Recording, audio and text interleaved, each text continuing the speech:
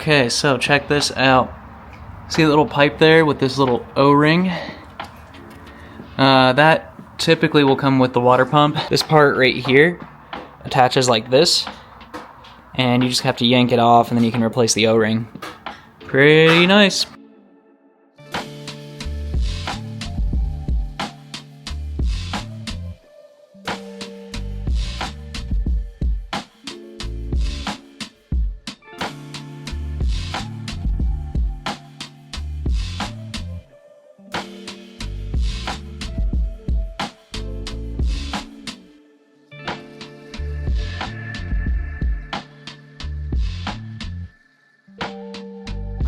I mean, that looks really correct. No way it goes like this. Yeah, it has to go like that. No way. Captain. No way. I'm king of the trees. I tried to warn my girlfriend, but then she told me there was no way. Our boy. My boy! Him goes on the outside. Do we have to put gasket maker on that as well? Not that I saw. But I'll look it up here in a second.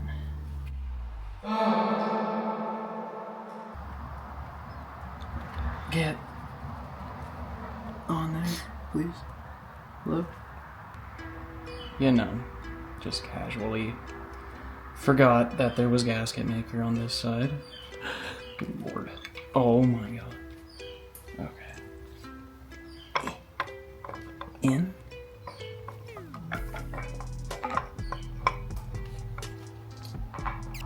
Looks like the whole thing rolled.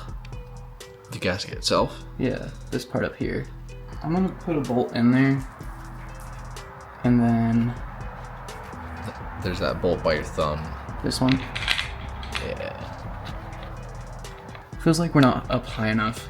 Because you can see this one's not lining up. Oh, because the gasket slipped. Oh, it slid off on the top. I think it needs to like hook in, like underneath.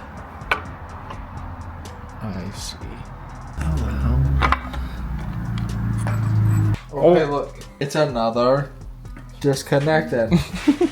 Okay, so what we found out is that we have to take off the camshaft gears as well as the black plate that is behind that in order to get the water pump to sit in there. You'll notice that the water pump is still missing because I accidentally tore the gasket. So I have to get new gaskets. Okay, it's the next day. I did manage to find some gaskets at Advanced Auto Parts. They look like they're gonna work fine. And, you know, it got the whole confirms to fit your 1992 Mazda Miata. So I think we'll be in good shape. I just checked them on the engine and the water pump, and they seem like they're gonna do the trick. So I'm gonna try and reinstall those now. Wish me luck. So I was kind of scared to take off the thermostat housing because I thought there'd be another gasket back here. But there's not, it's just an O-ring, so good to go. It's gonna give me so much more space and be able to line up the water pump way better. So I got it all lined up, it's barely on there. Now I'm just gonna leave a little bit of play to get this connected right here.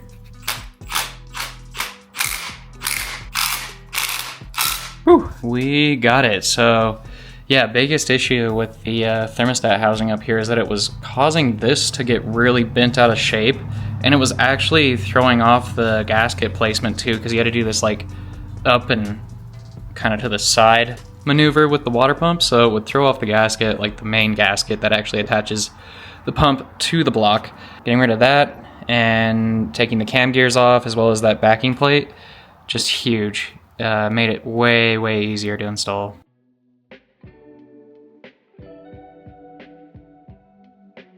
So this is pretty interesting. When you have the cam gears, they are exactly identical. They will both have E's and I's on them. So the I, which stands for intake, that's going to be on the left side of the engine when you're looking at it on the stand.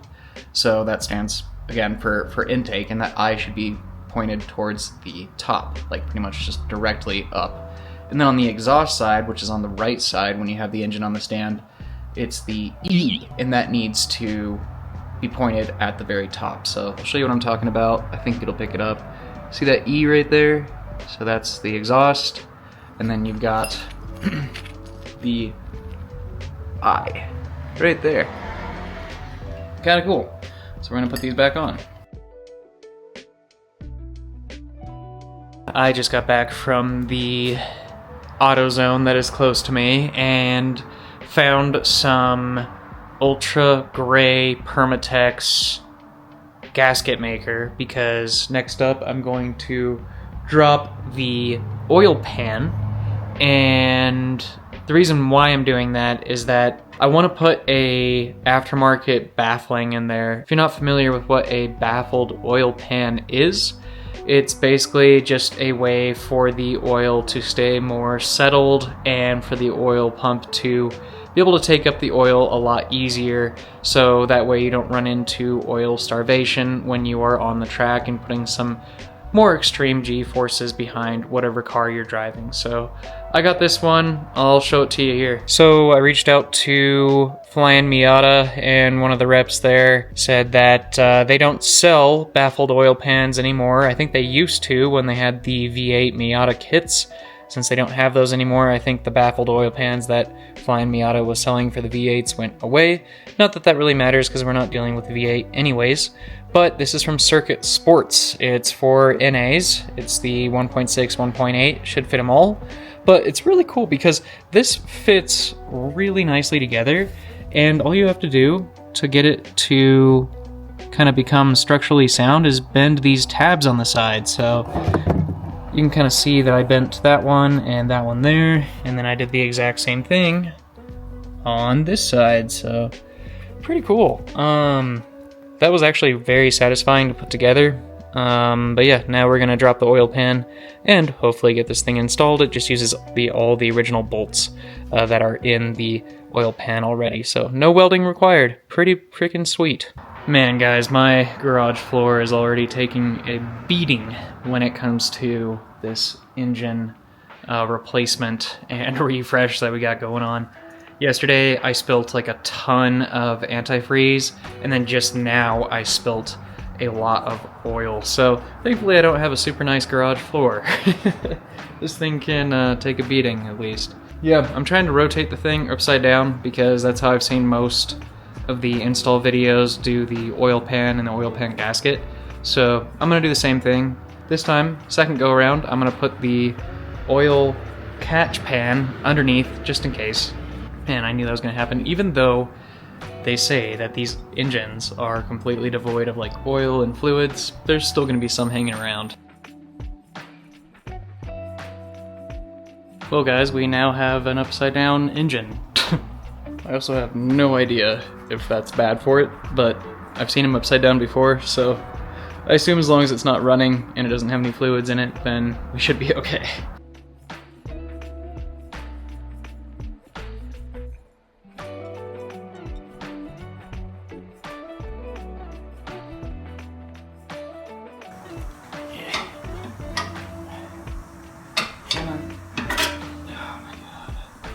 Oh my gosh, alright.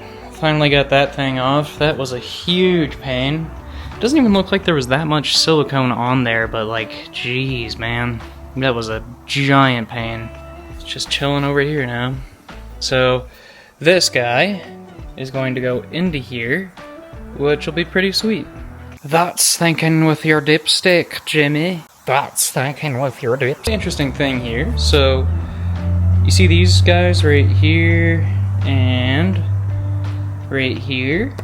Those are called half-moon gaskets. They're actually very important. Sometimes people will just do a gasket maker over this section, but yeah, you need the actual gaskets for it, so we have those, so we will be replacing those. Yeah, those half-moon gaskets were crisp. I guess some Canadian bacon with my maple syrup engine isn't a bad idea, but like, these things came off and they were like...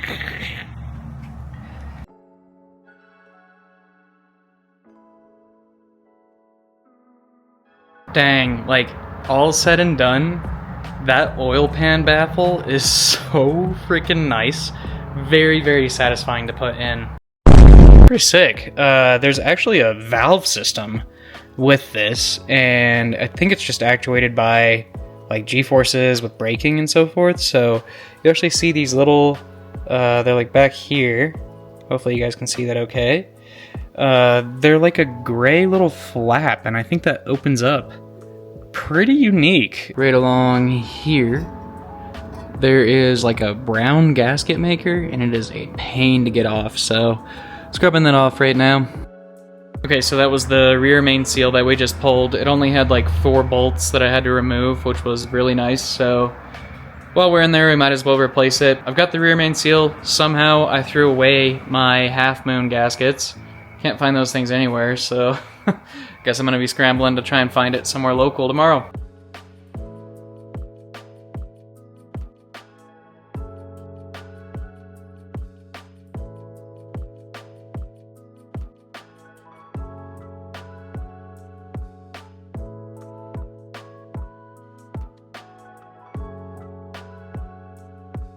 We got the oil pan back on, which is good. I just followed a YouTube tutorial on how to put back together the oil pan and seemed to work out okay. So I basically just torqued all the bolts down to about 10 foot-pounds, essentially like barely hand tight. So it should be good. We'll see how it holds up. If it doesn't, at least I learned how to do something.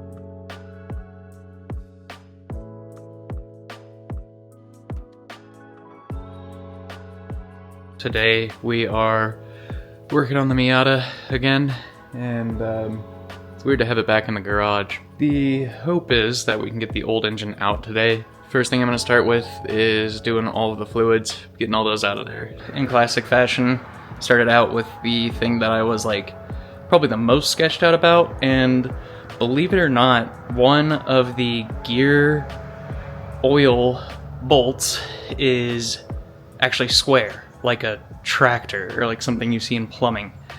So did a bunch of looking around this morning trying to find like a square socket or an 8-point socket. Nobody has those, like literally nobody. So did some more research, and people are like, well, you can use a 12-point socket, but it's gonna be sketchy. But like that's kind of all I had to do. I could have used a wrench, and I did try using a wrench, but 9/16 wrenches are generally going to be like on the smaller side unless you get an extended one. I just have a smaller one, and that was not nearly enough torque, so finally just said screw it, we're going to go for the 12-point. If we round off an edge on the square, it's still going to be pretty square. So yeah, turns out it was a 16 and had to use a pretty massive breaker bar on it. So now we got that out of the way. Like I said, that was probably the part that I was the most sketched out about. I was like, this is the most likely bolt to round today. Yeah, you can actually see it. It is that guy. Right there. He is round. Or sorry, he is square. Alright, well, next up we're moving on to this big guy. See how that goes. Oh, nice and easy.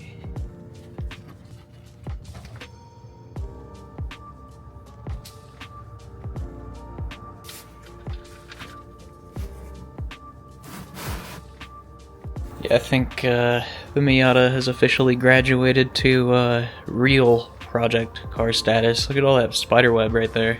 While the oil was draining, I actually went ahead and marked with a Sharpie where the hood lines up, so we do have to take the hood off. And I'll need to take off the little windshield tubes over there. Hopefully they don't break.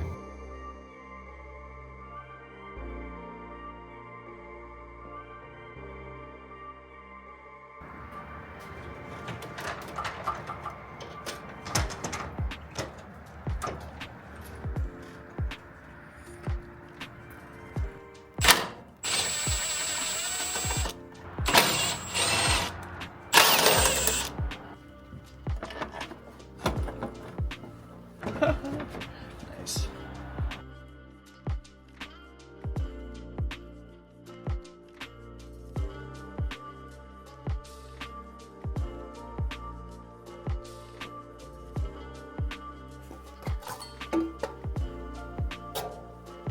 Alrighty, just got those heater hoses off the back, which was nice. Came out a little bit easier than I thought.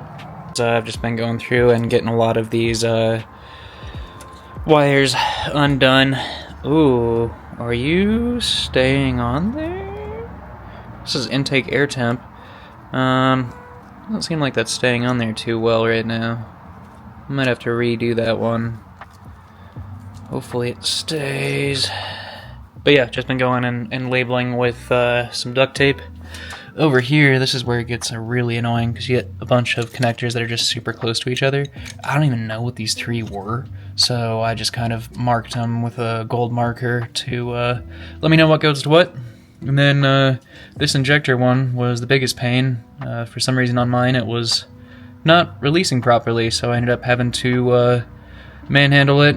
Broke a couple of plastic parts off of it, but luckily the new engine has a new plug, so I think we'll be covered. But if not the biggest deal. Let's see what else. Oh yeah, recent thing that I did was got this alternator plug out. You can see it down there. Then there's this guy that's next to it. Oh god, if I can grab him. Keeps on wanting to go back in there further and further. It's annoying. Come on. Okay, well, I don't know if I'll be able to grab that one for you guys, but there is basically a second connection right here that you have to get off. It's got like a cover on it that you take off, and then it's a 10 on there. That was a little bit difficult to find online. So far, it's been pretty smooth. I mean, I've just been kind of doing it at my own pace, pretty slow, just because I haven't done something like this before. It's kind of relaxing.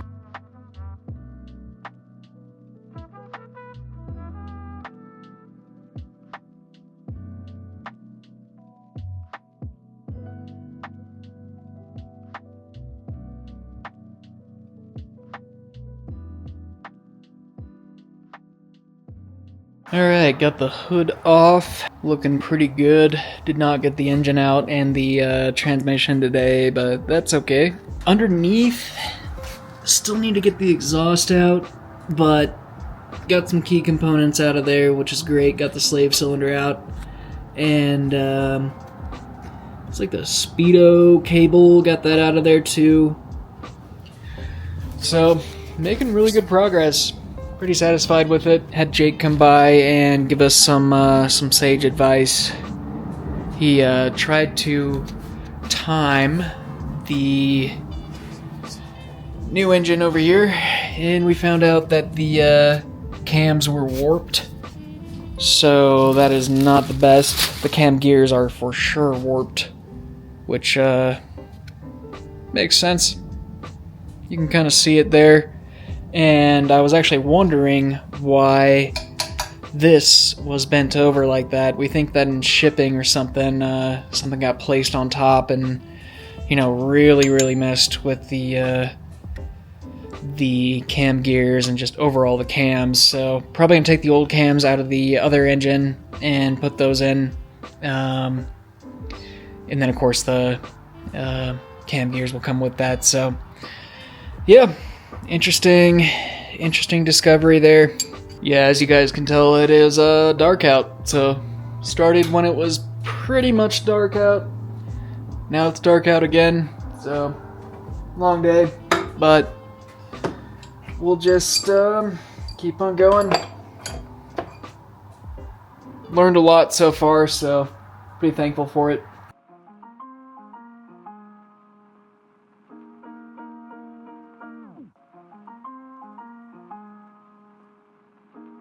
Two days later, and finally got some time carved out. It's the day before Halloween. I'll probably work on it again tomorrow, but we'll see.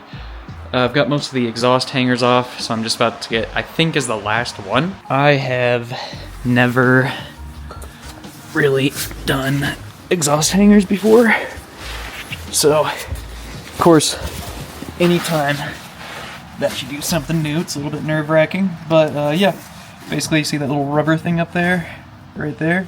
That's an exhaust hanger, and I found out that you can get these off by hand, actually, because there's no bolts or anything, but I've just been using PB Blaster on them, and it just lubricates up that a lot. And then, once most of that is done dripping, I can just pull it this way, and that bottom part should just kind of slip over, and I think the exhaust should be out.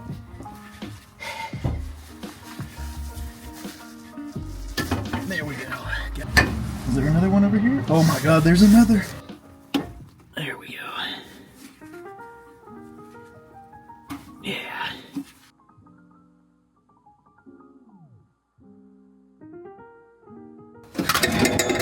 Woo.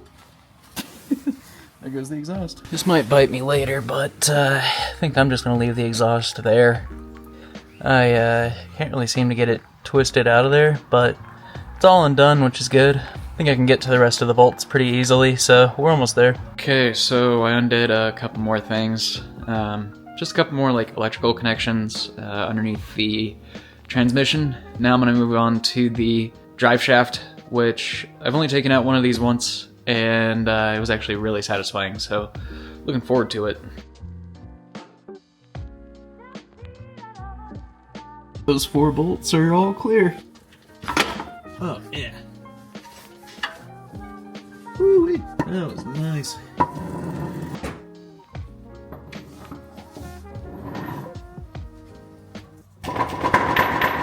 Now I think we are just going to get the transmission support brace bolts off. And after that, I think we're good to basically take out the old engine. So that'll be cool. One thing that I am noticing is, and this is actually a really good sign in my opinion, is that there's these blue lines. You can kind of see them right there. And another right there. I think that's from 3R Automotive, which is the last shop that saw this car. And that's actually really encouraging to me because it probably means that the bolts are not horribly rusted on there. So I think we'll be able to get this done.